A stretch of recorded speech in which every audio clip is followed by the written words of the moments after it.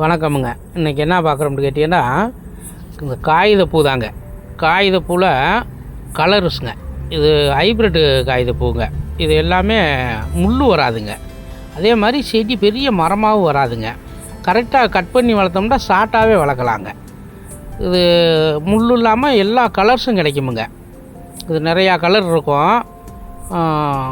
நல்லா அழகாக டிசைன் பண்ணி விட்டால் நல்லா இருக்குமுங்க. அப்படி பாருங்கள், இன்டோர் பிளான்ட் பார்க்கலாம்.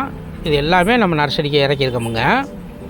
ரேட்டு நார்மல் ரேட்டு தாங்க, ரொம்ப அதிகமான ரேட்லாம் இல்லை. இதெல்லாம் ஒவ்வொன்றும் ஒவ்வொரு இன்டோர் பிளான்ட்டுங்க. கலருங்க ஒவ்வொரு கலர்லேயும் இருக்கும். இதெல்லாம் பாருங்கள். இது வளர்க்குற முறை வந்து கொஞ்சம் நிழலில் வைக்கணுங்க, வெயிலில் வராது. நிழல் வேணும். அதே மாதிரி தனி செம்மண் போட்டும் வைக்கக்கூடாதுங்க. இந்த கோகோ பிட்டு இல்லாட்டி மண்புழு உரம் இதுக்கெல்லாம் போட்டு கலந்து வைக்கணுங்க. இதில் ஒவ்வொரு செடிக்கும் ஒரு விதம் என்னான்னு கேட்டிங்கன்னா, தண்ணி ஊற்றுறது டைம் எடுத்து ஊற்றணுங்க. டெய்லி ஊற்றக்கூடாது இதுக்கெல்லாம். சில செடிக்கு மேலே ஸ்ப்ரே மட்டும் பண்ணி விட்டால் போதுங்க.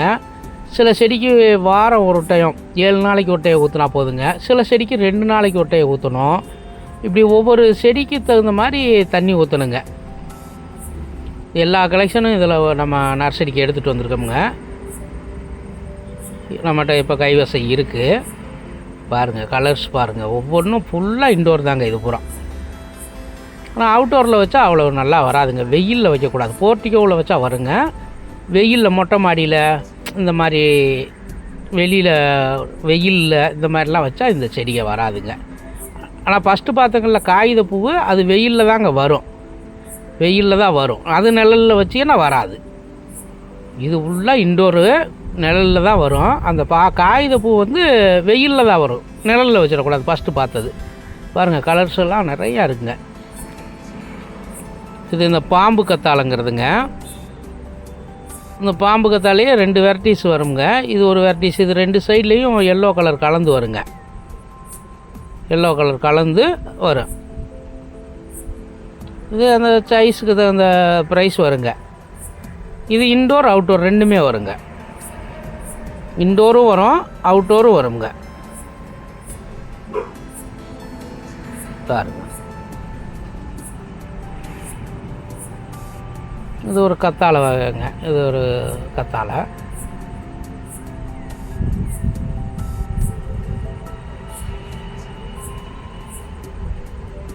நிறையா இன்டோர் பிளான்ட் இருக்குங்க.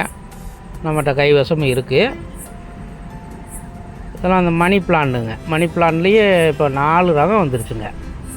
மணி பிளான்ட்லேயே எல்லோ கலர் வந்துருச்சு, எல்லோவும் க்ரீனும் கலந்த கலர் வந்துருச்சு, தனி க்ரீன் வந்துருச்சு, தனி எல்லோ வந்துருச்சு, க்ரீனும் ஒயிட்டும் கலந்த மாதிரி வந்துருச்சுங்க மணி பிளான்ட்டு. இது நல்லா காட்டுறதுக்காக நிப்பாட்டி எடுத்துருக்கோங்க. அதனால் ஸ்டக் ஆகிற மாதிரி தெரியும். அது செடி நல்லா தெரியணுங்கிறதுக்காக அப்படி எடுத்துருப்போம். பாருங்கள், இதெல்லாம் நல்லா அழகாக இருக்குமுங்க. இது நல்லா ஜூம் பண்ணி பார்த்தீங்கன்னா நல்லா தெரியும் செடி. அதுக்காக அப்படியே நிப்பாட்டி அப்புறம் எடுத்துருப்போம். பாருங்கள், இதெல்லாம் நிப்பாட்டி எடுக்கிறது காரணம் அந்த நல்லா ஜூம் பண்ணி பார்த்தா நல்லா அந்த இலையெல்லாம் லீஃபுகள்லாம் நல்லா தெரியுமுங்க. ஃபுல்லாக இன்டோர் தாங்க. இதெல்லாம் பார்க்குறதுக்கு சின்ன செடி தான், விசிறி வாழை மாதிரியே வருங்க. ஆனால் விசிறி வாழை இல்லை, இது சின்ன பாட்டிலே வளர்க்கலாம். அது ஃபுல்லாகவே இன்டோர். பாருங்கள், இது எல்லோ மணி பிளான்ட்டு. இது எல்லோவும் க்ரீனும் கலந்த மணி பிளான்ட்டு. பாருங்கள், இது நல்லா தொட்டிலே வரக்கூடிய செடிங்க. இதெல்லாம் ஹைட்டு போகாது, நார்மல் ஹைட்டு தான். இந்த பாட்டு சைஸுக்கு தகுந்த ப்ரைஸ் வருங்க. செடி சைஸு இதுகளுக்கு தகுந்த ப்ரைஸ் வரும்.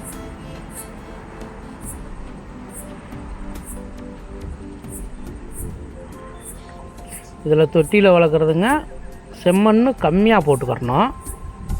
கோகோ பிட்டு ஒரு நார்மலாக தான் போடணும். மண்புழு உரம் போட்டுக்கலாம்.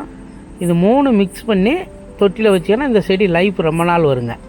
வெறும் செம்மண் போட்டிங்கன்னா என்ன செஞ்சிருந்தோம்னா இறுகிக்கிறோங்க. அதே மாதிரி இதுக்கு குப்பை தேவையில்லைங்க. நாங்கள் எல்லா வீடியோவிலையும் சொல்லுவோம் மாட்டு சாணம் குப்பை போடணுண்டு. ஆனால் அது வந்து இந்த செடி பெருசாக வரக்கூடிய செடிக்கு போடணுங்க. ரோஜா செடி மற்ற குரோட்டன்ஸு இதுகளுக்கெல்லாம் போடணும்.